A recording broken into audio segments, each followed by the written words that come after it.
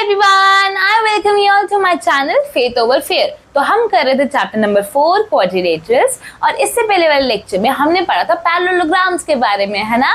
और फिर हमने उसकी बहुत सारी प्रॉपर्टीज देखी थी, हमने प्रूफ्स करे थे, हमने वेन डायग्राम बनाया था, और आज हम पढ़ेंगे रोम्बस के बारे में। अब रोम्बस क्या चीज होती है, तो देखो तुम्हें ये तो पता है ना कि जब सारी साइड्स इक्वल होती है और सारे एंगल्स 90 डिग्री होते हैं तो क्या बनता है, तो स्क्वायर बनता है। अगर मैं सारी साइड्स को इक्वल तो रखूं लेकिन मैं स्क्वायर को हल्का सा टिल्ट कर दूं, ऐसे कर दूं ताकि ये जो एंगल्स है वो 90 डिग्री के ना रहे, तो ये रोम्बस बन जाता है। तो मतलब रोम्बस में साइड्स तो इक्वल ही रहती है, साइड्स तो वही है, लेकिन इनके बीच का जो एंगल है वो 90 डिग्री ना रहकर अब कुछ और हो जाता है, ठीक है। तो ये बन जाता है रोम्बस। अब मुझे बताओ कि अगर जैसे सपोज करो मुझे रोम्बस कंस्ट्रक्ट करना है, पैरेललोग्राम कंस्ट्रक्ट कर रहा था ना हमने, तो वैसे ही मेरे को रोम्बस कंस्ट्रक्ट करना है, और अब मेरे को 10 सेंटीमीटर को रोम्बस कंस्ट्रक्ट करना है। अब 10 सेंटीमीटर को रोम्बस कंस्ट्रक्ट करना है तो मतलब क्या है कि रोम्बस की सारी साइड्स 10 सेंटीमीटर की होनी चाहिए। तो देखो ये स्केल है और हमने ये लिया मार्कर, ये उठाया स्केल और यहाँ पे 10 सेंटीमीटर का मार्क कर दिया। तो ये है 1 से 10, मैंने 10 सेंटीमीटर की लाइन बना दी, ठीक है। ये 10 सेंटीमीटर की लाइन बना दी, इसको नाम दे दिया ए बी। अब वो बोल रहे हैं कि मेरे को रोम्बस बनाना है, लेकिन अब मुझे 70 डिग्री का 70 डिग्री का एंगल बनाना है बीच में, मतलब ये वाला एंगल 70 डिग्री का होगा। अच्छा, यहाँ पे ना एक और चीज होती है एंगल्स के बारे में, लेकिन हम आगे पढ़ेंगे। तो अगर हमने बोला है कि 70 डिग्री का एंगल ये वाला है, हमें ये वाला एंगल दिया हुआ है, ठीक है, हमें बोला हुआ है कि 10 सेंटीमीटर का रोम्बस है और हमें एक एंगल गिवन है, तो क्या हम रोम्बस बना सकते हैं? अभी हमें बाकी एंगल्स के बारे में कुछ नहीं पता, अभी हमने प्रॉपर्टीज ही नहीं पढ़ी है ना। बस तुम्हें ये पता है कि 10 सेंटीमीटर का ये साइड लेंथ था और एक एंगल हमें दिया हुआ है, तो क्या करोगे, तो देखो बस तुम्हें ए बी पता है। अब तुम्हें पता है कि ए पे एंगल 70 डिग्री बनाना है, तो एंगल ए पे तुम्हें बस 70 डिग्री बनाना है। तो यहाँ से शुरू करोगे, 70 डिग्री यहाँ पे आता है हमारा, है ना। तो हम यहाँ पे इसको ज्वाइन कर लेंगे। अब स्केल से इस डॉट को ज्वाइन कर लो, ऐसे ज्वाइन कर लेंगे, ठीक है, क्लियर हो गया। अब क्या है, 10 सेंटीमीटर का ये वाली साइड लेंथ भी 10 सेंटीमीटर की है, क्योंकि सारी sides in rhombus are equal. तो अब हमें ये वाली लाइन को 10 सेंटीमीटर पे काटना है, तो क्या करूंगी, मैं कंपास लूंगी, इसका रेडियस में 10 सेंटीमीटर खोलूंगी, मतलब 0 पे नीडल रखूंगी और पेंसिल मेरी जाएगी 10 सेंटीमीटर पे, है ना। और फिर अब मैं इसको ए पे रखकर एक आग बनाऊंगी, ए पे रखकर एक आग बनाऊंगी और वो मेरा यहाँ पे बनेगा आग। क्लियर हो गया, मैंने ए पे रखकर 10 सेंटीमीटर की एक आग बना ली, ठीक है। अब मुझे कुछ पता ही नहीं है, मुझे ना ये वाला एंगल पता है ना ये वाला एंगल पता है, मैं कैसे बनाऊं, आगे मैं कैसे कंस्ट्रक्ट करूं। अब मुझे एंगल नहीं पता, लेकिन क्या मुझे साइड्स पता है, क्या मुझे पता है ये वाली साइड भी 10 सेंटीमीटर की है और ये वाली साइड भी 10 सेंटीमीटर की है, ये तो मुझे पता है। और मुझे पता है जैसे ये ए बी हो गया था और ये सी डी है सपोज करो, तो मुझे पता है मेरे को ए भी मिल गया, डी भी मिल गया। अब मुझे पता है कि डीसी भी 10 सेंटीमीटर है और बीसी भी 10 सेंटीमीटर है, तो क्या मैं डी पे कंपास को रखकर एक आग बना सकती हूँ 10 सेंटीमीटर की, ऐसे मैं एक आग बना सकती हूँ क्या, ऐसे कर कर सपोज करो मैंने यहाँ पे बना लिया आग, ये आग बन गई, ठीक है, 10 सेंटीमीटर की आग बना ली मैंने डी पे रखकर। अब मैं क्या करूंगी, अब मैं बी पे रखूंगी और फिर से मैं 10 सेंटीमीटर की आग बनाऊंगी, 10 सेंटीमीटर की आग बनाऊंगी जो कि यहाँ पे बन जाएगी मेरी, ठीक है। मैंने बी पे भी रखा और 10 सेंटीमीटर की आग बनाई। अब मैंने दोनों से 10-10 सेंटीमीटर की आग बना ली, तो इसका मतलब जो जहां पे ये दोनों आर्क्स इंटरसेक्ट करेंगे वही मेरा पॉइंट सी होगा, ठीक है। वो दोनों डी से भी और बी से भी दोनों से 10 सेंटीमीटर की दूरी पर है, बस मेरे को सी मिल गया। अब मुझे सी मिल गया है तो बस मुझे डी और सी को ज्वाइन करना है, ठीक है, और फिर मेरे को बी और सी को ज्वाइन करना है, बस ये बन गया मेरा रोम्बस, जिसमें ये 10 सेंटीमीटर 10 सेंटीमीटर 10 सेंटीमीटर 10 सेंटीमीटर है और ये वाला एंगल 70 डिग्री का है। चाहो तो चेक कर लो, देखो 10 सेंटीमीटर का आ रहा है ये साइड, अगर नहीं भी दिख रहा तो ट्रस्ट में आ रहा है और खुद बनाकर देख लेना, ठीक है। चलो अब बना लिया हमने रोम्बस। अब रोम्बस की कुछ प्रॉपर्टीज भी तो होगी, है ना, तो वो हम फाइंड आउट करते हैं कि इसकी प्रॉपर्टीज क्या होती है। तो पहले एक काम करते हैं, आज थोड़ा सस्पेंस बना कर रखते हैं। आज मैं आपको पहले प्रॉपर्टीज नहीं बताती, पहले मैं आपको प्रूफ करवा देती हूँ और साथ साथ फिर हम प्रॉपर्टीज लिखते रहेंगे, ठीक है। चलो अभी तो हमें बस इतना पता है भाई रोम्बस के बारे में, हमें बस इतना पता है कि first point all sides are equal,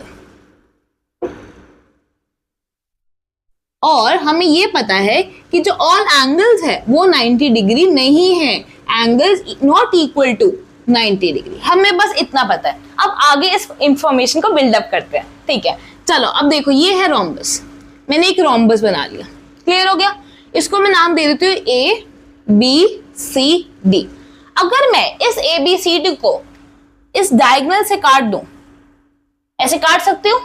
अब मेरे को प्रॉपर्टीज निकालनी है। अब मैं प्रॉपर्टीज कैसे निकालूंगी? ट्रायंगल्स को चूज कर फिर उसमें कॉन्ग्रुएंसी लगाऊंगी और फिर चीजें इक्वल करती जाऊंगी और प्रॉपर्टीज बनती जाएगी। सिंपल, हमेशा ऐसे ही करा हमने रेक्टेंगल, स्क्वायर, पैरेललोग्राम सबके केस में, इसमें भी यही करते हैं।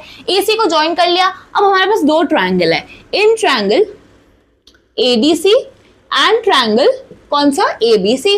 अब दो ट्रायंगल्स आ गए मेरे पास, ठीक है। अब इन दो ट्रायंगल्स में मेरे पास क्या क्या इंफॉर्मेशन गिवन है ये देखते हैं। पहले तो एसी, एसी तो कॉमन है भाई दोनों में, AC इक्वल टू AC, क्योंकि भाई ये तो हमारा कॉमन है, ये तो इक्वल होगी। अब हमें पता है कि ऑल साइड्स आर इक्वल। अगर ऑल साइड्स आर इक्वल है तो भाई ये वाली साइड, ये वाली साइड, ये वाली साइड, ये वाली साइड, सारी की सारी इक्वली तो होगी, है ना? ये तो मानते हो ना, ठीक है। तो क्या मैं बोल सकती हूँ AD और BC इक्वल है? कुछ भी बोल दो, AD और AB भी बोल सकते थे, लेकिन मैं कुछ भी बोल रही हूँ, है ना। AD और BC इक्वल है, ये वाली दोनों साइड्स तो इक्वल है ना, मानते हो ना, ठीक है। AB और DC भी इक्वल है, कुछ भी बोल सकते हो इनमें से, लेकिन हम ये दो ट्रायंगल्स कंसिडर कर रहे हैं, तो इसकी एक साइड उठाएंगे, इसकी एक साइड उठाएंगे। तो पहले AD इसकी उठाई, BC इसकी उठाई, फिर हमने DC इसकी उठाई, तो फिर अब इसकी AB उठा लेंगे। क्लियर हो गया? तो हमने ये तीनों साइड्स लिख दी इक्वल, और ये हम इसके ब्रैकेट में लिख देंगे equal sides of a rhombus. Clear हो गया? ठीक है। अब मुझे पता हो कि तुम्हें तीन साइड्स इक्वल मिल गई, तो क्या मैं S साइड से बोल सकती हूँ कि मेरा triangle ADC is congruent to what? अब ध्यान रखना, ADC लिखा है मैंने, अब AC और AC तो साथ में आने चाहिए, तो मतलब फर्स्ट और लास्ट या तो AC होना चाहिए या तो CA होना चाहिए, ठीक है। अब मेरे को कंफ्यूजन है कि क्या आएगा। अगर AC होता फर्स्ट और लास्ट में, तो बीच में क्या बचा? B बचा ना, तो या तो B यहाँ पे आएगा या यहाँ पे B आएगा, है ना। ऐसे होगा, या तो ABC लिखूंगी या CBA लिखूंगी। अब इसको पता लगाने के लिए मैं क्या करती हूँ? चेक करती हूँ दूसरी कंडीशंस। तो मैंने AC को तो बराबर कर लिया। अब AD और BC भी कॉरेस्पॉन्डिंग होने चाहिए। AD मतलब फर्स्ट टू लेटर्स, अगर AD है तो इसमें भी फर्स्ट टू लेटर्स AB हो, फर्स्ट टू लेटर्स अगर AD है तो इसमें भी फर्स्ट टू लेटर्स BC होना चाहिए। तो क्या इसमें फर्स्ट टू लेटर्स BC है? नहीं, यहाँ पे तो AB है। क्या इसमें फर्स्ट टू लेटर्स BC है? हाँ, यहाँ पे CB है। CB लिखो या BC लिखो, बात तो सेम ही है। तो मतलब ये वाली चीज नहीं होगी। हम लिख सकते हैं कि ADC is congruent to triangle CBA। तो हमारे पास पता चल गया कि हमारे पास ये दोनों ट्रायंगल्स जो है वो हमारे कॉन्ग्रुएंट हो गए। अब कॉन्ग्रुएंसी प्रूफ करने के बाद हम क्या लगाते हैं? CPCT लगाते हैं। CPCT से अब मेरे को बताओ, अब ध्यान से सुनना, क्या ये वाला एंगल, अगर मैं बोलूं ये वाला एंगल किसके इक्वल होगा? ADC का एंगल A, ADC का एंगल A ये वाला CBA के एंगल C के बराबर होगा, क्योंकि ये कॉरेस्पॉन्डिंग है। और एंगल C क्या है इसमें? ये यही है ना। तो क्या मैं बोल सकते हैं एंगल 1 और एंगल 2 इक्वल है? ठीक है, मैं बोल सकती हूँ एंगल 1 इक्वल टू एंगल 2, है ना। अब मेरे को बताओ ADC का एंगल C, ADC का एंगल C, क्या ADC का एंगल C ये वाला एंगल क्या ABC के एंगल A के बराबर होगा? क्योंकि ये दोनों कॉरेस्पॉन्डिंग लिखे हुए हैं, तो ठीक है, ये वाला एंगल इसके इक्वल होना चाहिए फिर तो, है ना। इसको मैं लिख देती हूँ 3, इसको मैं लिख देती हूँ 4, ठीक है। तो मैं लिख सकती हूँ एंगल 3 इक्वल टू एंगल 4, लिख सकते कि नहीं लिख सकती? ठीक है। अब इसको मैंने इक्वेशन का नाम दे दिया। मैंने इक्वेशन का नाम देना सिखाया था ना कि ये मेरी फर्स्ट इक्वेशन है और ये मेरी सेकंड इक्वेशन है। क्लियर हो गया? ठीक है। अब मैंने ये तो लिख दिया। अच्छा मुझे बताओ, पहले चलो एक चीज और बता दो, हमने ये तो निकाल लिया, अभी इसका और यूज करेंगे, बट स्टिल अभी मेरे को बताओ एंगल 1 और एंगल 2 इक्वल है, क्या ये दोनों एंगल्स थोड़े जाने पहचाने लग रहे हैं? क्या ये एंगल्स कुछ बना रहे हैं? तो अब ध्यान से देखो, अगर मैं इस वाली साइड को और इस वाली साइड को देखूं सिर्फ, ठीक है, और ये वाली साइड अगर ट्रांसवर्सल की तरह एक्ट कर रही हो, तो मेरे एंगल लीक हो गया पेन तो, शिट, देखो सारे हाथ गंदे हो गए मेरे, छड्डो कोई ना। तो अगर ये वाला और ये वाला पैरेलल है, और हमारा AC जो है वो ट्रांसवर्सल के फॉर्म में एक्ट कर रहा है। तो मुझे बताओ एंगल 1 और एंगल 2 क्या ऑल्टरनेट एंगल्स की तरह एक्ट करेंगे? अभी हमें नहीं पता कि AD और BC पैरेलल है, अभी हमें नहीं पता, ठीक है, हम नहीं पता लगा सकते, लेकिन हमें पता चल गया कि एंगल 1 और एंगल 2 इक्वल है। तो मैंने तुम्हें बताया था अगर किसी भी चीज में तुम्हें ऑल्टरनेट एंगल्स इक्वल मिल गए तो हम उसका अपोजिट कह सकते हैं, हम कह सकते हैं ऑल्टरनेट एंगल्स इक्वल है, तो इसका मतलब वो वाली लाइंस भी पैरेलल है जिसकी वजह से वो ऑल्टरनेट एंगल्स बन रहे थे। तो एंगल 1 और एंगल 2 इक्वल है और एंगल 1 और एंगल 2 ऑल्टरनेट एंगल्स बन जाएंगे अगर AD और BC पैरेलल है, क्योंकि अगर वो इक्वल है तो हम कह सकते हैं AD और BC पैरेलल है। इक्वल गिवन है तो पैरेलल हम कह सकते हैं, हम कंक्लूड कर सकते हैं। अगर पैरेलल गिवन होता तो हम एंगल 1 और एंगल 2 भी कंक्लूड कर सकते थे। तो ये दोनों साइडवेज चलते हैं, अगर एक गिवन है तो दूसरा प्रूफ कर सकते हैं, अगर ये गिवन था तो ये प्रूफ कर सकते हैं। क्लियर हो गया? तो अगर हमें एंगल 1 और एंगल 2 गिवन है तो हम कह सकते हैं दिस इंप्लाइज, ये इसका मतलब, ये इंप्लाइज का साइन होता है कि इसका मतलब है एंगल 1 और एंगल 2 अगर इक्वल है तो इसका मतलब है AD is parallel to BC। AD is parallel to BC। क्या मैं कह सकती हूँ ये वाली और ये वाली साइड पैरेलल है, मतलब अपोजिट साइड पैरेलल है ना? अब मुझे बताओ एंगल 3 और एंगल 4 इक्वल है। एंगल 3 और एंगल 4 इक्वल है, मतलब अगर मैं AB साइड कंसिडर करूं और मेरा DC साइड कंसिडर करूं और फिर अब मैं AC को ट्रांसवर्सल मानूं तो क्या एंगल 3 और एंगल 4 मेरे ऑल्टरनेट बन जाएंगे? और यहाँ पे हमें अगर गिवन है कि एंगल 3 और एंगल 4 इक्वल है तो क्या मैं इसका रिवर्स कंक्लूड कर सकती हूँ? क्या मैं ये बोल सकती हूँ कि भाई AB पैरेलल टू DC होगा, तभी तो उसके ऑल्टरनेट एंगल्स इक्वल है, ठीक है? तो मैं बोल सकती हूँ भाई AB is parallel to DC। अब मेरे को इन दोनों चीजों से क्या पता चला? मेरे को पता चला कि मेरा AD और BC पैरेलल है और मेरा AB और DC पैरेलल है। तो क्या मैं कह सकती हूँ अपोजिट साइड्स आर पैरेलल? तो क्या मैं इसमें एक और ऐड कर सकती हूँ property, opposite sides are parallel? क्या मैं बोल सकती हूँ ये? क्योंकि मैंने जस्ट प्रूफ करा अभी। क्लियर हो गया? चलो एक और प्रॉपर्टी हमें मिल गई। अब मुझे एक बात बताओ, क्या तुम्हें ट्रायंगल ADC दिख रहा है? क्या तुम्हें ट्रायंगल ADC दिख रहा है? ADC क्या तुम्हें उसमें दिख रहा है कि AD और DC इक्वल है? क्या तुम्हें AD से ट्रायंगल में दो साइड्स इक्वल दिख रही है? अब मैंने क्या बोला, जब भी तुम्हें कोई भी ट्रायंगल में दो साइड्स इक्वल दिखे तो वो क्या होती है? आइसोसेलेस ट्रायंगल होता है। और उसमें हम क्या प्रॉपर्टी लगाते हैं? इक्वल एंगल्स की प्रॉपर्टी लगाते हैं। तो इक्वल साइड के अपोजिट वाला एंगल देखो, एंगल 1।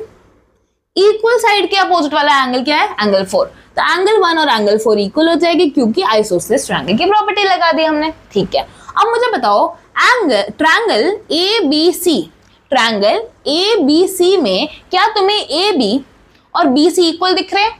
क्या तुम्हें AB और BC इक्वल दिख रहे हैं? दो साइड्स इक्वल मिल गई। जब दो साइड्स इक्वल मिल जाए तो आइसोसेलेस ट्रायंगल बन जाता है और फिर हम इसमें फिर से एंगल वाली प्रॉपर्टी लगा देंगे। तो इन ट्रायंगल ABC हमें पता है कि AB इक्वल टू BC, सो इसके अपोजिट वाला एंगल एंगल 3, इसके अपोजिट वाला एंगल 2, ये दोनों भी इक्वल हो जाएंगे। तो मतलब angle 1 equal to angle 4, angle 3 equal to angle 2। तो हम बोल सकते हैं कि इसको लेबल कर देते हैं, सपोज करो हमें पता है कि अब एंगल 1 इक्वल टू एंगल 4, ठीक है, और एंगल 3 इक्वल टू एंगल 2, ये पता चल गया, ठीक है? अगर मैं इसको लेबल करूं 3, ये थर्ड इक्वेशन है मेरी और ये फोर्थ इक्वेशन है, ठीक है? मैंने इक्वेशन को नाम दे दिया ताकि मैं बाद में रेफर कर सकूं। अब मैं कैसे रेफर करूंगी? मैं बोलूंगी, ये देखो, अब ध्यान से देखना कैसे रिलेशन बनाते हो। अब मुझे पता है कि एंगल 1 एंगल 2 के बराबर है। मेरे को क्या पता है कि एंगल 1 और एंगल 2 के बराबर है। एंगल 1 इक्वल टू एंगल 2, है ना? अब ये एंगल 1 एंगल 4 के बराबर था कि नहीं? तो एंगल 1 एंगल 2 के बराबर भी है और एंगल 4 के बराबर भी है, ठीक है? अब ये एंगल 4 एंगल 3 के बराबर है कि नहीं? हाँ, एंगल 4 एंगल 3 के बराबर भी है। क्लियर हो गया? तो ये मैंने कैसे निकाला, ये स्टेटमेंट कैसे निकाला? फ्रॉम 1 2 3 4। ये 1 2 3 4 क्या है? एक्चुअली में इक्वेशंस 1 2 3 4 इक्वेशन से मैंने स्टेटमेंट निकाल दिया। तो हम एग्जाम में ऐसे ब्रैकेट में लिखेंगे कि हाँ, हमें इन सारी इक्वेशन से ये स्टेटमेंट का पता चला है। क्लियर हो गया? चलो, अब तो बोलोगे मैम ये निकाल तो दिया, लेकिन इसका फायदा क्या? इससे क्या प्रॉपर्टी समझ आ रही है? तो ध्यान से देखो, याद है मैंने सेम प्रॉपर्टी तुम्हारे स्क्वायर के केस में निकाली थी, कि भाई कि एंगल 1 एंगल 3 के बराबर है, एंगल 4 एंगल 2 के बराबर है, तो क्या मैं कह सकती हूँ कि जो AC है, ये जो डायगोनल AC है वो बाइसेक्ट कर रही है मेरे एंगल A को और वो बाइसेक्ट कर रही है मेरे एंगल C को, है ना। क्योंकि अगर सपोज करो ये देखो यही था रोम्बस, मैं फिर से बना रही हूँ सेम डायग्राम ABCD। अगर सपोज करो मुझे ये एंगल दिया होता 60 डिग्री, ये मुझे एंगल दिया होता 60 डिग्री, तो और मैं इसको काट देती और मैंने बोला कि एंगल 2 और एंगल 4 बराबर, एंगल 2 और एंगल 4 बराबर। अगर ये दोनों बराबर है और ये दोनों का सम भी 60 डिग्री है, तो इंडिविजुअल एंगल क्या होगा 30 डिग्री ऑफ कोर्स, क्योंकि 60 डिग्री दो इक्वल पार्ट्स में बढ़ गया, तो 60 डिवाइड बाय 2 क्या होगा 30 डिग्री, 30 डिग्री। तो इसका मतलब क्या मैं कह सकती हूँ similarly goes with angle 1 and 3, ये वाला भी इक्वल डिवाइड हो रहा होगा। सिमिलरली अगर मैं ये डायगोनल बनाऊं तो ये वाला दोनों भी इक्वल डिवाइड हो रहा है और ये वाला एंगल भी इक्वल डिवाइड हो रहा है, तो मैंने तो सबको इक्वल प्रूव कर दिया है ना। इसको भी बनाऊंगी तो एंगल, ये वाले दोनों एंगल इक्वल हो जाएंगे, ये वाले दोनों एंगल इक्वल हो जाएंगे। तो मैं कह सकती हूँ क्या AC diagonal is bisecting angle A and angle C, whereas BD diagonal BD is also bisecting angle B and angle D। तो क्या मैं कह सकती हूँ diagonals bisect the vertex angles, जैसे कि स्क्वायर के केस में देखा था हमने, है ना। तो एक और प्रॉपर्टी मिल गई हमें, डायगोनल्स बाइसेक्ट वर्टेक्स एंगल, ठीक है, हमें एक और प्रॉपर्टी मिल गई। अब क्या करें, अब एक और प्रॉपर्टी प्रूफ करते हैं। अब प्रॉपर्टी को छोड़ो, पहले मुझे एक बात बताओ, हमने sides opposite sides parallel proof कर दी थी, हमने अपोजिट साइड्स पैरेलल प्रूफ कर दी थी।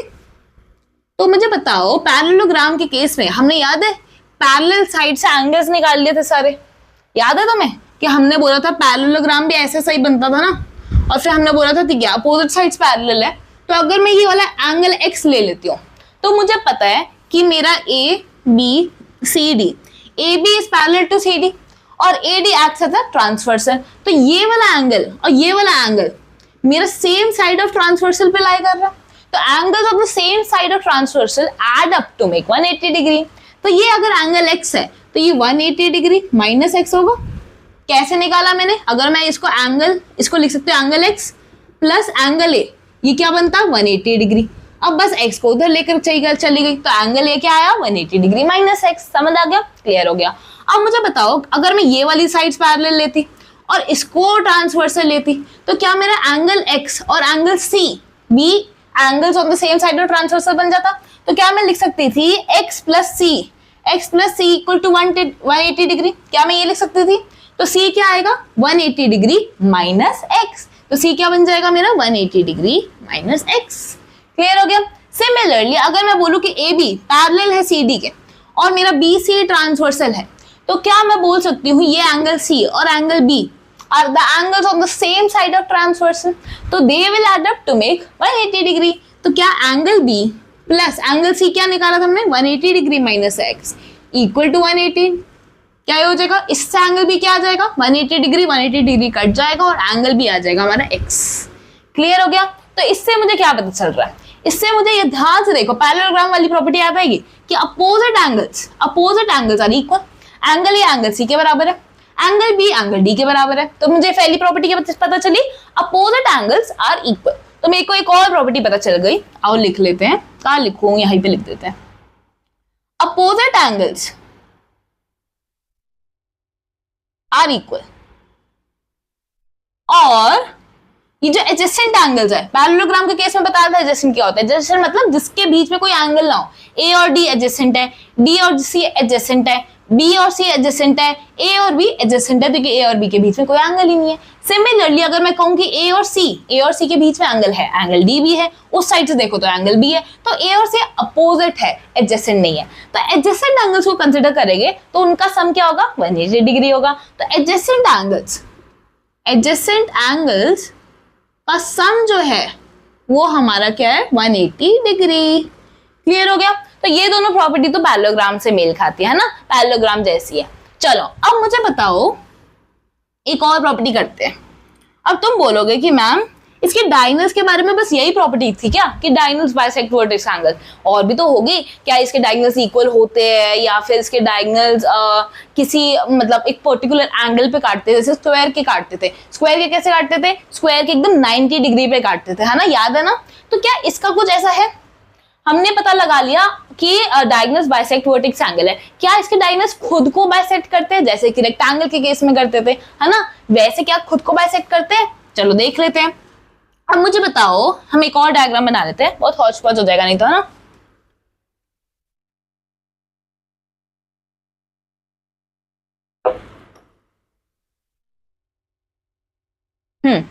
ये हमने बनाया एक रोम्बस और ये मैंने बना दिया ट्रायंगल। हम प्रूव करते हैं कि क्या ये डायगोनल्स बाइसेक्ट कर रहे हैं एक दूसरे को, ए बी सी डी। ठीक है, अब मैं लूंगी डायगोनल बाइसेक्ट करने के लिए मैं कौन से ट्रायंगल्स यूज करती हूँ? मैं आमने सामने वाले ट्रायंगल्स यूज करती हूँ, ताकि मेरा AO OC OB OD सब कुछ कवर हो जाए, और अगर बाइसेक्ट करते हैं तो ये दोनों कॉन्ग्रुएंट प्रूव हो जाएंगे, सेम। ठीक है, तो क्या होगा, AB और DC तो इक्वल हो गए, क्योंकि सारी साइड्स रोम्बस की तो इक्वल होती है। तो हमने बोला कि in triangle ABO and triangle CDO हमारा AB इक्वल टू CD, क्योंकि sides of rhombus are equal. ठीक है, अब क्या हो सकता है? अब बताओ क्या कर सकते हो तुम। अब मुझे बताओ एक बात कि क्या ये वाला एंगल और ये वाला एंगल इक्वल होगा? क्यों? वर्टिकली अपोजिट एंगल है ना, ये दोनों साइड्स, ये दोनों स्ट्रेट लाइन जब काटती है तो सामने आमने सामने वाला एंगल इक्वल हो जाता है, वर्टिकली अपोजिट। तो angle AOB equal to angle COD। ठीक है, क्यों? क्योंकि वर्टिकली अपोजिट एंगल्स है। ठीक है, अब मुझे बताओ, क्या मेरे को पता है कि इसके अपोजिट साइड्स पैरेलल है? AB is parallel to CD। जब AB पैरेलल है CD के, और अगर AC acts as a transversal, तो क्या मैं बोल सकती हूँ कि ये एंगल 1 और ये एंगल 2 ऑल्टरनेट इंटीरियर एंगल्स है ना। तो एंगल 1 इक्वल टू एंगल 2। तो क्या मैं बोल सकती हूँ AS से एंगल साइड से ये दोनों ट्रायंगल्स कॉन्ग्रुएंट हो गए। तो AS से मैं क्या बोल सकती हूँ? Triangle ABO। अगर मैंने ABO लिखा है तो मैं यहाँ पे क्या लिखूंगी?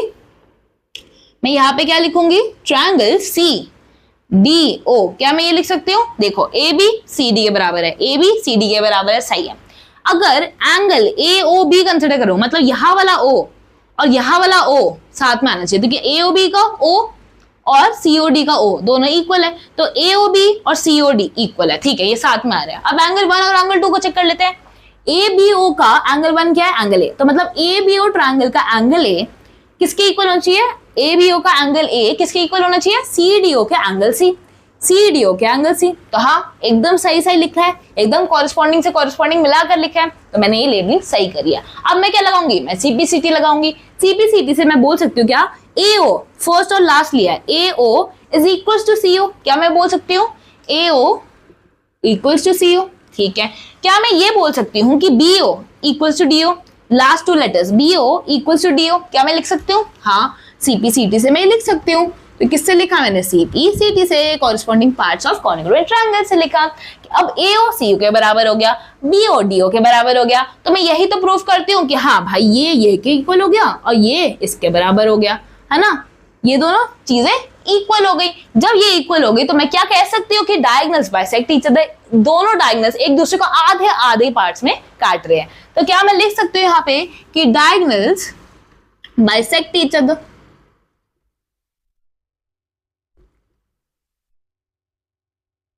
ठीक है, अब तुम बोलोगे कि मैम क्या ये दोनों पार्ट, ये BO और CO इक्वल है?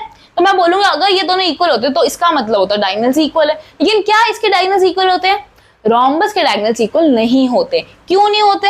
अगर तुम ट्राई भी करोगे ना इनको इक्वल करने के लिए, सपोज करो ये रोम्बस है, ठीक है, तो तुम्हें रोम्बस के डायगोनल्स इक्वल करने के लिए ये वाला ट्रायंगल लेना पड़ेगा, जैसे कि तुमने स्क्वायर के केस में करा था, है ना, रेक्टेंगल के केस में करा था। ये वाला ट्रायंगल लेना पड़ेगा और ये वाला ट्रायंगल लेना पड़ेगा। अब ये दोनों ट्रायंगल को तुम कॉन्ग्रुएंट प्रूव ही नहीं कर पाओगे, क्योंकि कैसे ही करोगे, ये वाली साइड इसकी इक्वल है, ठीक है, ये कॉमन है, ठीक है, लेकिन क्या ये वाला एंगल और ये वाला एंगल इक्वल कर पाओगे? नहीं। क्या ये वाला एंगल और ये वाला इक्वल कर पाओगे? नहीं। कोई और रिलेशन मिलेगा ही नहीं सिवाय दो रिलेशन के, और हमें दो प्रॉपर्टी से ये ट्रायंगल्स को कॉन्ग्रुएंट प्रूफ कर ही नहीं सकते। हमें या तो एसएसएस चाहिए, एसएएस चाहिए, एएस चाहिए, आरएचएस चाहिए, इनके अलावा हम कर ही नहीं पाएंगे। तो इसके डायगोनल्स आर नॉट इक्वल, इसके diagonals are not equal. Clear हो गया? अब एक और चीज बची है बस, ठीक है, एक और प्रॉपर्टी बची है इसकी। अब ध्यान से देखो, तुम बोलोगे मैम इतनी प्रॉपर्टी याद कैसे करेंगे? डोंट वरी, मैं आपको याद करवा कर जाऊंगी, ठीक है। अब तुम्हें पहले की तो याद हो ही गई होगी, वेन डायग्राम से मैंने क्लास 1, क्लास 2, क्लास 3 से अच्छे से करवाया था। इसकी मैं रिलेट करवा दूंगी किसी और चीज से, ठीक है। अब तुम ध्यान दो वैसे। अब मेरे को बताओ, in triangle AOD, triangle AOD and triangle AOB दिख रहा है क्या सबको? ट्रायंगल ये दिख रहा है, ये वाला और ये वाला। हम ये दो ट्रायंगल्स लेते हैं। अब मुझे बताओ, इन दो ट्रायंगल्स में कुछ इक्वल दिख रहा है तुम्हें? क्या इक्वल दिख रहा है बताओ? एओ, एओ के बराबर है, कॉमन। पहली चीज तो सबसे इजी चीज लिख देते हैं, एओ ए के बराबर है, ठीक है। अब क्या है? डीओ और बीओ इक्वल है। अभी प्रूफ करा था ना कि डीओ बीओ के बराबर है, एओ सीओ के बराबर है, तभी तो डायगोनल्स बाइसेक्ट लिखा था, ठीक है। तो डीओ हमारा ओबी के बराबर है। क्लियर हो गया? अब कुछ और मिल रहा है जिससे हम कॉन्ग्रुएंट कर सकते हैं इसको। ध्यान से देखो, ये रोम्बस है, रोम्बस की साइड्स क्या होती है? इक्वल होती है, इक्वल होती है। तो क्या ये वाली साइड इसके बराबर होगी? हाँ, ये वाली साइड सबके बराबर है, तो ये वाली इसके तो बराबर होगी ना। तो ए बी और एडी भी इक्वल है, ए बी और एडी भी इक्वल है। तो मैंने सारी साइड्स इक्वल प्रूफ कर दी, ये इसके इक्वल है, ये इसकी इक्वल है, ये इसके इक्वल है ना। तो एसएसएस से क्या मैं कह सकती हूँ? Triangle AOD is congruent to triangle AOB. क्या मैं ये कह सकती हूँ? लेबलिंग चेक कर लेना, सही होगी, ठीक है। एओडी और एओबी क्या कॉन्ग्रुएंट हो गए? हाँ, हो गए। अब क्या करूंगी? मैं सीपीसीटी लगाऊंगी। और मुझे बताओ, सीपीसीटी से मेरा एंगल एओडी का एंगल हो और एंगल एओबी का एंगल हो, दोनों इक्वल होने चाहिए। तो मतलब एंगल 1, 2 तो ले चुकी, तो एंगल 3 और एंगल 4 इक्वल होने चाहिए। एंगल 3 और एंगल 4 क्या होने चाहिए? इक्वल होने चाहिए। अब एंगल 3 इक्वल टू एंगल 4 हो जाएगा सीपीसीटी से, है ना। अब मुझे ध्यान से देख के बताओ, क्या एंगल 3 और एंगल 4 लीनियर पेयर है? लीनियर पेयर क्या था? Angles on a straight line, angles on a straight line will make 180 degree. तो एंगल 3 और एंगल 4 स्ट्रेट लाइन पे है, तो इनका सम भी क्या होगा? 180 डिग्री होगा। तो angle 3 plus angle 4 equal to 180 degree. अब एंगल 3 की जगह मैं एंगल 4 लिख देती हूँ, क्योंकि दोनों एंगल 4 के बराबर ही तो है, एंगल 3 एंगल 4, ठीक है। अब 2 एंगल 4 इक्वल टू 180 डिग्री। फिर मेरा आ जाएगा एंगल 4 इक्वल टू 90 डिग्री। जब एंगल 4 मेरा 90 डिग्री आ गया, तो एंगल 3 भी मेरा 90 डिग्री आ जाएगा। ये दोनों 90 डिग्री बन जाएगा मेरा, ठीक है। अब जब ये 90 डिग्री आ गया, तो वर्टिकली अपोजिट ये वाला एंगल भी 90 डिग्री हो जाएगा। जब ये 90 डिग्री आ गया, तो ये भी वर्टिकली अपोजिट 90 डिग्री हो जाएगा।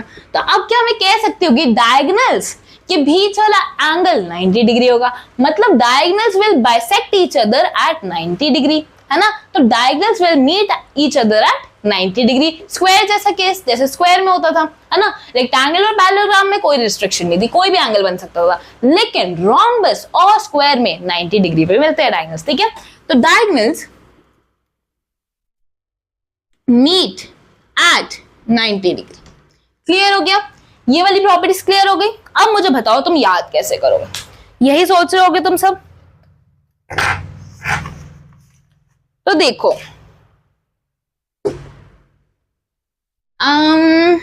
पहले चलो मैं तुम्हें वो ट्रिक बता देती हूँ, फिर मैं वेन डायग्राम भी करवाऊंगी। वेन डायग्राम याद है ना?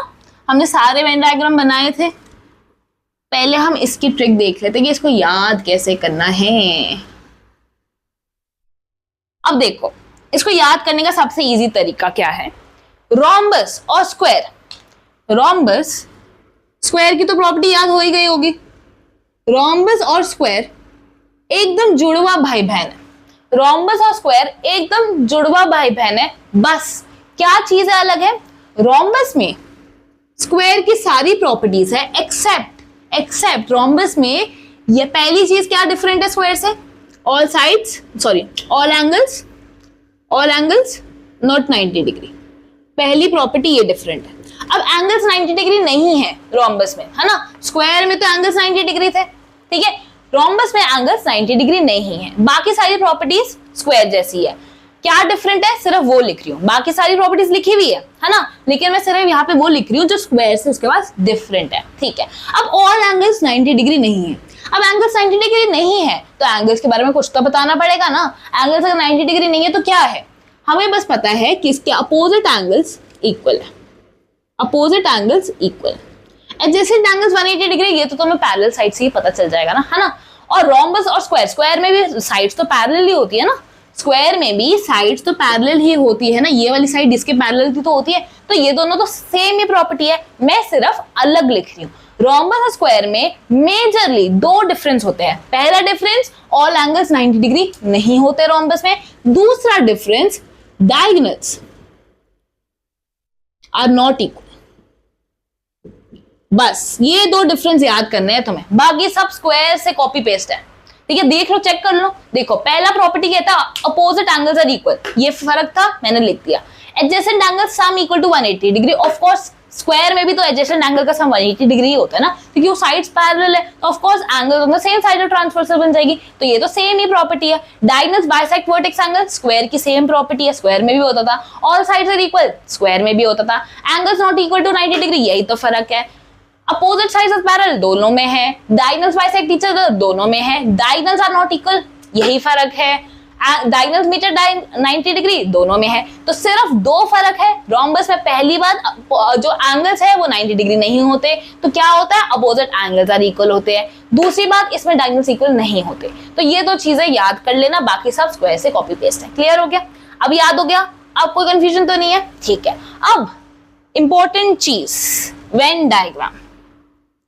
वेन डायग्राम बहुत इंपॉर्टेंट है क्योंकि उस पे बेस्ड क्वेश्चंस भी आ सकते हैं कि is every square a rectangle, is every square a parallelogram वगैरह वगैरह। तो वेन डायग्राम तुम्हें आता होगा तो वो क्वेश्चंस बहुत इजीली कर लोगे।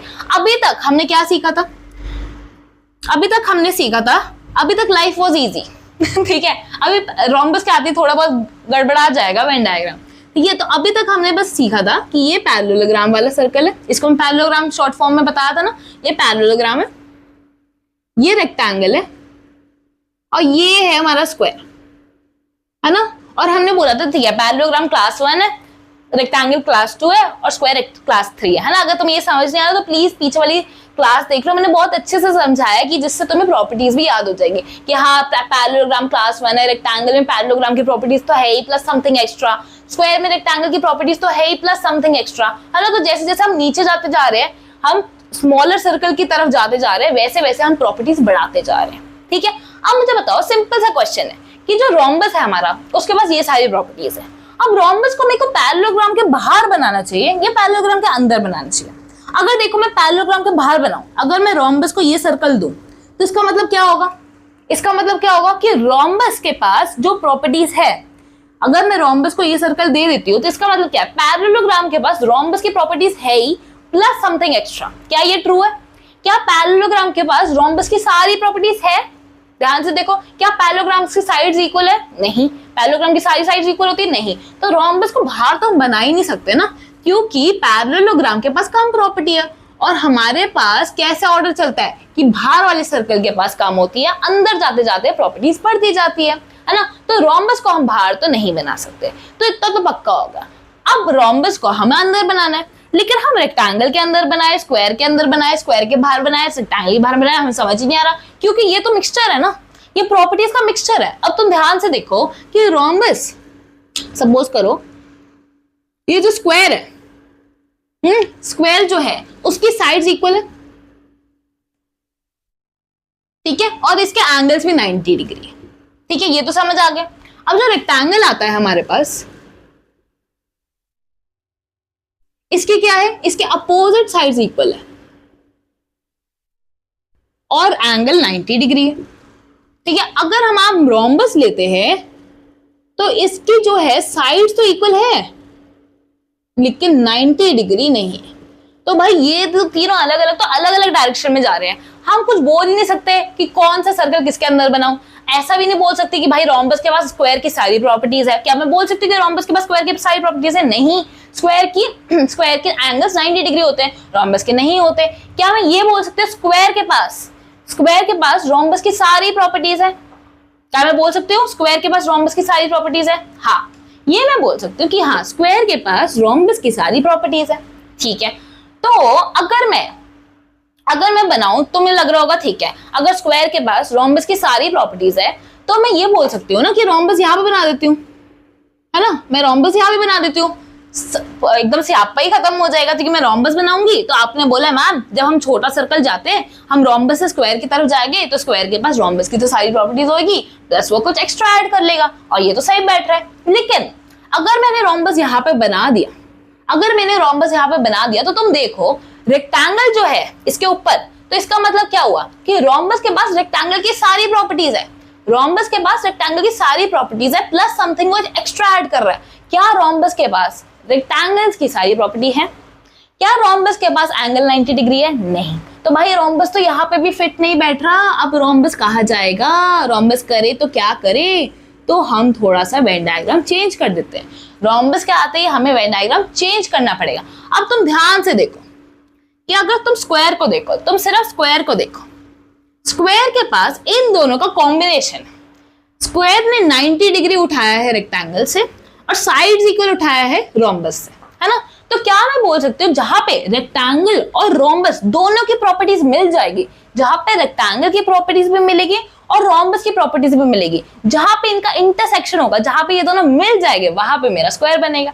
तो अगर मैं बोलूं कि ये रेक्टेंगल है, ये वाला सर्कल मेरा रेक्टेंगल है, और अगर ये वाला सर्कल मेरा रोम्बस है, तो क्या मैं बोल सकती हूँ कि इन दोनों का बीच का अगर कॉमन पॉइंट उठाऊं मैं, जहां पे रेक्टेंगल की प्रॉपर्टीज भी हो तो 90 डिग्री मिल जाए, और जहां पे रोम्बस की प्रॉपर्टीज भी हो, ये वाला पार्ट जो है वो इसके सर्कल में भी आ रहा है रोम्बस के, और ये वाला पार्ट रेक्टेंगल के सर्कल में भी आ रहा है, तो इसके पास रोम्बस की प्रॉपर्टी भी है कि ऑल साइड्स आर इक्वल, इसके पास रेक्टेंगल की प्रॉपर्टी भी है 90 डिग्री, और ये चीज तो स्क्वायर बनाती है कि साइड्स इक्वल कर दिया 90 डिग्री बन गया, तो ये वाला पार्ट क्या हो जाएगा? स्क्वायर हो जाएगा। ये वाला पार्ट क्या हो जाएगा? स्क्वायर हो जाएगा। तो अब हम मॉडिफाई करेंगे अपने वेन डायग्राम को। कैसे करेंगे? देखो पैरेललोग्राम पे तो एकदम सही था, पैरेललोग्राम पे तो कोई दिक्कत ही नहीं थी, तो हम अंदर की चीज को मॉडिफाई करेंगे। बस पैरेललोग्राम सेम रहेगा, पैरेललोग्राम सबसे बड़ा सर्कल ही रहेगा, बस इसको हम अंदर बना देंगे। ये है रोम्बस, ठीक है, और ये आया हमारा रेक्टेंगल, और ये हमारा आया स्क्वायर, ठीक है, ए स्क्वायर, ठीक है, स्क्वायर बना दिया मैंने, ठीक है, एस क्यू मतलब स्क्वायर। क्लियर हो गया? तो ये है हमारा वेन डायग्राम। अब समझ आया ऐसे बनाते हैं वेन डायग्राम। देखो अब इससे ना तुम्हें प्रॉपर्टीज भी बहुत समझ आ जाएगी। अगर मैं बोलूं, अब मुझे क्वेश्चन का जवाब दो, ये वाले क्वेश्चंस आ सकते हैं, जैसे ये क्वेश्चन दिखे वेन डायग्राम बना लो, बहुत ही ईजी हो जाएगी लाइफ। अगर मैं बोलूं is every square a parallelogram, क्या every square is a parallelogram होता है कि नहीं? तुम देखो, अगर तुम्हें एक क्वेश्चन आया कि is every square a parallelogram, जैसे तुम्हें एक क्वेश्चन आया तो वेन डायग्राम में देखो कि स्क्वायर का पार्ट क्या है, ये स्क्वायर का पार्ट क्या है, ये जो स्क्वायर में मैंने डॉट डॉट डॉट बनाई है, इसका मतलब हर एक डॉट एक स्क्वायर है। क्या हर एक डॉट पैरेललोग्राम के अंदर लाई कर रहा है? क्या मेरा हर एक डॉट पैरेललोग्राम के सर्कल के अंदर लाई कर रहा है? हाँ। तो क्या मेरा every square is a parallelogram? Is every square is a parallelogram? हाँ। Is every square a parallelogram? True, ठीक है, क्योंकि हर एक डॉट स्क्वायर वाला पैरेललोग्राम के अंदर लाई कर रहा है। ओके, अगर मैं बोलूं is every rhombus a parallelogram, is every rhombus, ठीक है, इज एवरी सबके लिए कॉमन है, is every square is every, है ना, ठीक है, बार बार नहीं लिख रही। Is every rhombus a parallelogram, क्या हर एक रोम्बस पैरेललोग्राम है? तो वही करो, रोम्बस का सर्कल है ना, उसमें डॉट डॉट बना लो। क्या इसकी सारी डॉट्स, जो रोम्बस की सारी डॉट्स है, क्या ये पैरेललोग्राम के सर्कल के अंदर आ रही है? हाँ। तो क्या मैं कह सकती हूँ एवरी रोम्बस अ पैरेललोग्राम? हाँ, ट्रू, ठीक है। वेन डायग्राम से बहुत इजी हो जाता है इंटरप्रेट करना चीजों को। अब रेक्टेंगल के बारे में पूछूं, क्या इज एवरी रेक्टेंगल पैरेललोग्राम? क्या हर एक रेक्टेंगल की सारी डॉट्स बना लो, क्या हर एक रेक्टेंगल की जो डॉट है क्या वो पैरेललोग्राम के सर्कल के अंदर लाई कर रही है? हाँ। तो क्या ये भी सही है? हाँ, एब्सोल्युटली करेक्ट। अगर मैं बोलूं, अब ध्यान से सुनना, is every parallelogram a rectangle? Is every parallelogram a rectangle? क्या हर एक पैरेललोग्राम रेक्टेंगल है?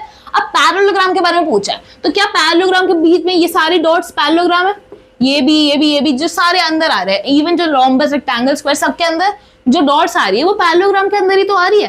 पैरेललोग्राम का एक बड़ा सा सर्कल है, उसके अंदर जो भी डॉट्स है, चाहे ये वाली डॉट्स हो, ये वाली डॉट्स हो, ये वाली डॉट्स हो, ये वाली डॉट्स हो, सारे पैरेललोग्राम रिप्रेजेंट कर रही है। अब तो इस डॉट को देखो, इस डॉट को देखो, क्या ये पैरेललोग्राम, ये वाला बेचारा बच्चा क्या किसी के अंदर भी आ रहा है? रेक्टेंगल के अंदर, स्क्वायर के अंदर, रोम्बस के अंदर? नहीं। तो क्या मैं बोल सकते हैं इज एवरी पैरेललोग्राम रेक्टेंगल? नहीं। इस बेचारे बच्चे का क्या हुआ? नहीं भाई, हर एक पैरेललोग्राम रेक्टेंगल नहीं होता। Is every parallelogram a square?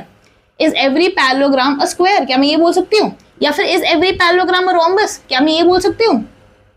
तो भाई इस बेचारे बच्चे को देखो, क्या ये इसके अंदर है? नहीं। क्या ये इसके अंदर है? स्क्वायर के अंदर? नहीं। क्या ये रोम्बस के अंदर है? नहीं। तो ये सारे गलत हो जाएंगे। क्लियर हो गया? अगर मैं बोलूं, ध्यान से सुनना, is every square a rhombus? क्या हर एक स्क्वायर रोम्बस है?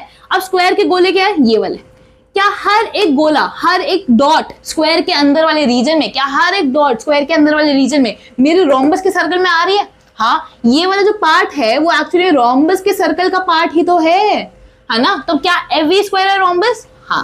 क्या इज एवरी स्क्वायर और रेक्टेंगल? क्या हर एक स्क्वायर रेक्टेंगल है? हाँ, देखो इसमें जो सारी डॉट्स है वो रेक्टेंगल के सर्कल में अंदर ही तो आ रही है। तो क्या is every square rectangle? Of course. Clear हो गया? अगर मैं बोलूं कि इज एवरी रोम्बस रेक्टेंगल, या इज एवरी रोम्बस स्क्वायर, या फिर is every rectangle a rhombus? ठीक है, या फिर is every rectangle a square? ये 4 क्वेश्चंस करते हैं, फिर क्लास को एंड करेंगे। ठीक है, आई होप तुम्हें दिख रहा होगा, फ्रेम में आ रहा होगा, फिर भी मैं बोल देती हूँ। ठीक है, इज एवरी रोम्बस रेक्टेंगल? क्या हर एक रोम्बस रेक्टेंगल है? क्या हर एक रोम्बस रेक्टेंगल है? क्या इस बेचारे बच्चे को इग्नोर कर दोगे तुम? ये रोम्बस के सर्कल तो आ रहा है, रोम्बस के सर्कल के अंदर तो आ रहा है, क्या निकल ये रेक्टेंगल के सर्कल के अंदर आ रहा है? नहीं। तो ये आ गया गलत। Is every rhombus square? क्या हर एक रोम्बस एक स्क्वायर है? इस बेचारे बच्चे का क्या हुआ? ये सिर्फ रोम्बस के सर्कल में लाई कर रहा है, ये सिर्फ ये वाले बच्चे का ये रोम्बस के सर्कल में लाई कर रहा है। क्या ये स्क्वायर के सर्कल में लाई कर रहा है? नहीं। क्या ये रेक्टेंगल के रीजन में लाई कर रहा है? नहीं। तो इज एवरी रोम्बस स्क्वायर? नहीं। लेकिन मैं ये बोल सकती हूँ कि हाँ, every rhombus is a parallelogram, क्योंकि ये वाला बच्चा पैरेललोग्राम के अंदर तो आ ही रहा है, उसने पैरेललोग्राम के अंदर तो शरण लिया हुआ है ना। ठीक है, अब मैं बोलूं कि is every rectangle a rhombus? क्या हर एक रेक्टेंगल रोम्बस है? इस बेचारे बच्चे का क्या हुआ? ये रेक्टेंगल के गोले में आ रहा है, क्या ये रोम्बस के गोले में आ रहा है? नहीं। तो ये भी गलत हो गया। Is every rectangle square? इस बेचारे बच्चे को देखो, वो रेक्टेंगल के गोले में आ रहा है, लेकिन क्या वो स्क्वायर के रीजन में आ रहा है? क्या वो स्क्वायर के रीजन में आ रहा है? नहीं। तो ये भी हो गया गलत। क्लियर हो गया? तो ऐसे कोई भी क्वेश्चन घुमा फिरा कर पूछे, हमें वेन डायग्राम देखना है और उसमें हमें देखना है कि सारे गोले, सारे डॉट्स उस रीजन में आने चाहिए, और अगर वो आया तो ठीक है, नहीं आया तो गलत हो जाएगा। तो इसी के साथ हमारा हो गया रोम्बस खत्म। अगले I guess figure it out ही है हमारे पास, तो वो अगली क्लास में करेंगे। तब तक के लिए keep learning, keep revising, bye bye.